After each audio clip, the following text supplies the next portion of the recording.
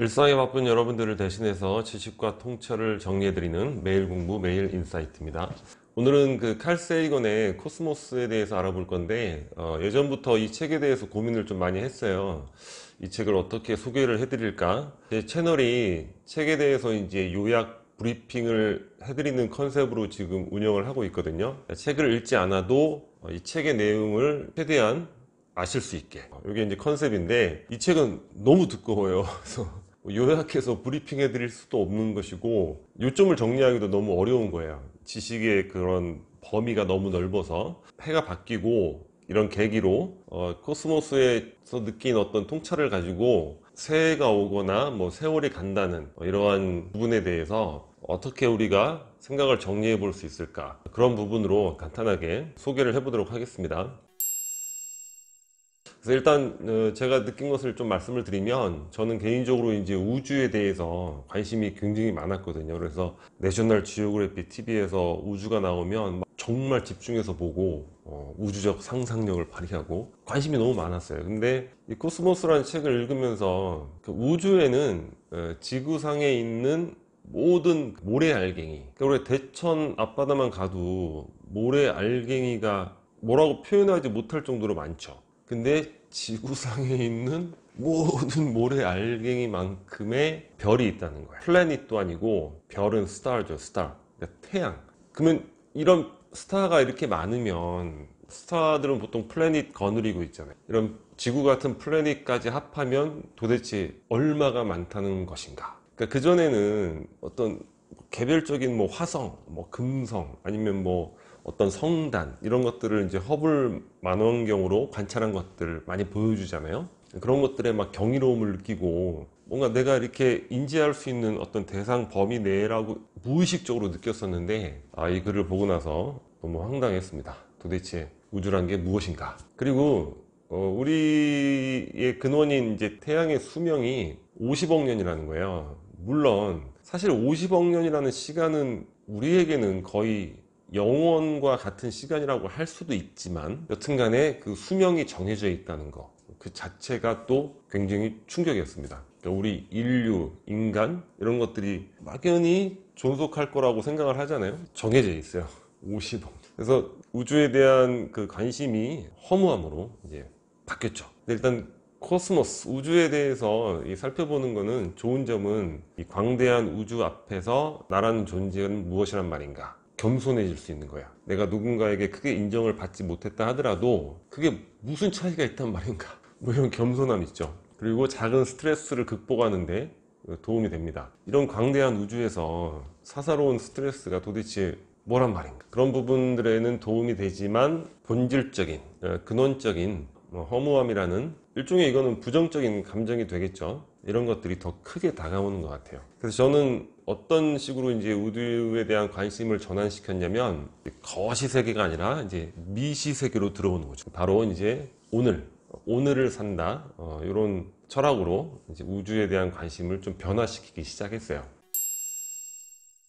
첫 번째 살펴볼 거는 카네기 성공론에 나오는 내용인데, 우리 카네기 성공론에서 공부했던 내용이에요. 그 중에 한 부분인데, 남편을 잃은 가난한 여인이 있어요. 먹고 사는 게 막막한 거죠. 앞으로의 삶을 살아가는 게. 그래서 자살을 결심합니다. 세상을 산다는 게 공포스러운 거예요. 근데 어느 날 우연히 이제 뭘 이렇게 들춰보다가 이런 내용을 접하게 돼요. 현명한 사람에게는 하루하루가 new life, 새로운 삶이라는, 하루가 하나의 삶이란 얘기예요. 하루가. 그러니까 이 여인이 가만히 생각을 하는 거죠. 그러니까 우리가 미래의 시간을 큰 단위로 생각하면 어떤 걱정, 불안, 고민에서 벗어날 수가 없어요. 야, 내가 이거 앞으로 80, 90, 이 장수의 리스크, 이걸 어떻게 감당한단 말이냐. 이 걱정, 불안을 도저히 벗어날 수가 없는 거죠. 근데 이 여인이 생각하는데, 하루? 그래서 하루는 살 수 있을 것 같은데? 이런 깨달음을 얻게 되는 거예요. 아침에 일어날 때마다 오늘 하루가 나의 삶이다. 오늘 하루만치의 삶이다. 그래서 매일매일 그냥 하루만치의 삶을 살아가는 거예요. 어떻게 됐겠습니까? 좋은 삶을 살게 된 거죠. 왜냐하면 미래에 대한 가장 충실한 좋은 준비는 바로 지금 눈앞에 있는 그 하루를 잘 보내는 것이기 때문에 좋은 삶으로 연결될 수 있는 거죠. 그래서 하루라는 단위로 삶을 살면서 뭔가 큰 시간 단위에 대한 그 고독, 궁핍 이러한 것에 대한 공포를 극복할 수 있게 된 거예요. 자, 그리고 좀 거친 입담으로 한번 참고해 보겠습니다. 자, 황석영 씨가 쓴 소설, 성장소설, 자전적인 소설이에요. 개밥 바라기 별에 나오는 얘기인데, 이게 인터넷 소설이라서 뭐 그렇게 작품성이 높진 않은데, 결론이죠. 사람은 C8. 누구든지 오늘을 사는 거야. 이게 이제 이 소설의 이제 결론입니다. 황석영 작가. 어떻습니까? 무수히 수백 수천 명의 작가가 있지만 거의 대부분 단명하죠. 가장 장수하는 옛날에 그 유명한 그 이문열 작가도 지금 없잖아요. 안 보이잖아요.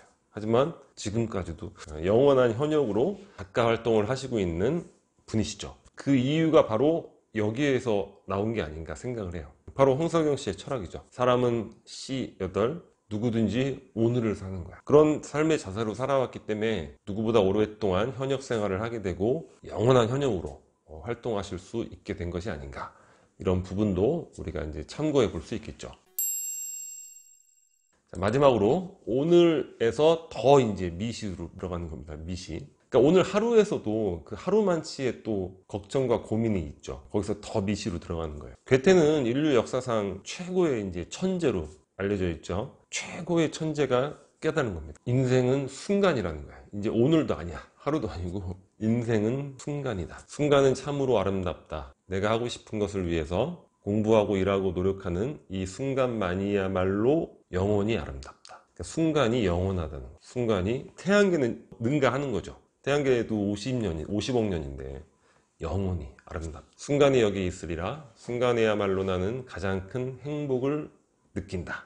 이렇게 얘기를 했습니다. 그래서 이 글을 접한 이후부터 제 삶에 가장 우선적으로 적용하는 내용이거든요. 그래서 항상 큰 시간 단위의 미래에 대한 걱정, 불안으로 오늘을 해치지 않고 또 그 하루를 살아가는 그 순간순간에 걱정, 불안으로부터 순간을 해치지 않는 거예요. 촬영하고 있는 바로 이 순간. 이 순간이야말로 영원히 아름답다. 그렇게 생각하기 때문에 지금도 이렇게 촬영을 할 수 있는 것 같아요. 자, 해가 바뀌었는데 제가 여러분들에게 새해 복 많이 받으십시오. 이런 인사를 드리기보다는 그게 아니라 자, 하루하루 항상 새로운 나날이 되십시오. 더 나아가서는 항상 그 순간의 몰입으로 행복하십시오. 몰입이 가장 행복하다. 칙센트미야이 박사의 책이 있죠, 그죠?